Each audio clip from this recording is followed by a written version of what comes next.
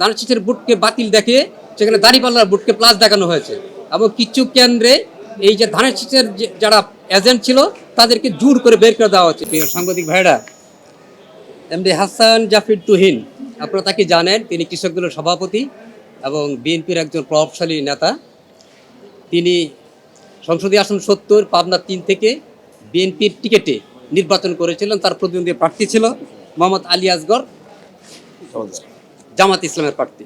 তো ওনাকে আপনারা জানেন যে উনি অনলি ৩,০০০ সামথিং ভোটে তাকে পরাজিত দেখানো হয়েছে এবং এই যে তাকে পরাজিত দেখানো হয়েছে সেখানে যেটা ছিল সেটা হলো ভোট কারচুপি, কার ভোট বাতিল করা এবং ধানের শীষের ভোটকে বাতিল দেখে সেখানে দাঁড়িপাল্লার ভোটকে প্লাস দেখানো হয়েছে এবং কিছু কেন্দ্রে এই যে ধানের শীষের যারা এজেন্ট ছিল তাদেরকে জোর করে বের করে দেওয়া হচ্ছে। এখানে প্রশাসনের কিছু লোক ছিল জড়িত এবং দাঁড়িপাল্লার লোকজনরা জড়িত ছিল। এটি আমরা অভিযোগ করেছি কোর্টে এবং কোর্টে আমরা আরও বলেছি যে তারা যে হিসাব দিয়েছে সেই হিসাবের মধ্যে গরমিল আছে, যে ভোট কাউন্টিংয়ের যে হিসাব, এই কাউন্টিংয়ে গরমিল আছে।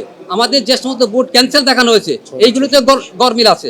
এই গরমিলকে আমরা কোর্টে সুস্পষ্টভাবে ধরিয়ে দিয়েছি যে এই যে দেখেন এইভাবে আমাদের ভোটটা কম দেখানো হয়েছে। কোর্ট সেটি দেখেছে, দেখে তার এই মামলাটাকে আমাদের নির্বাচনী মামলা নাম্বার ৩১/২০২৬ এটাকে অ্যাডমিশন করেছেন এবং ইলেকশন কমিশনকে নির্দেশ দিয়েছেন এই যে এই মামলা সংক্রান্ত এবং এই ইলেকশন সংক্রান্ত যত ব্যালট পেপার সরঞ্জামাদি আছে যেগুলি সবগুলি রক্ষণ করার জন্য এবং এটাকে ১৪/৬ আবার তারিখ দিয়েছেন কোর্ট, দিয়ে সেটা শুনানি হবে ইনশাল্লাহ।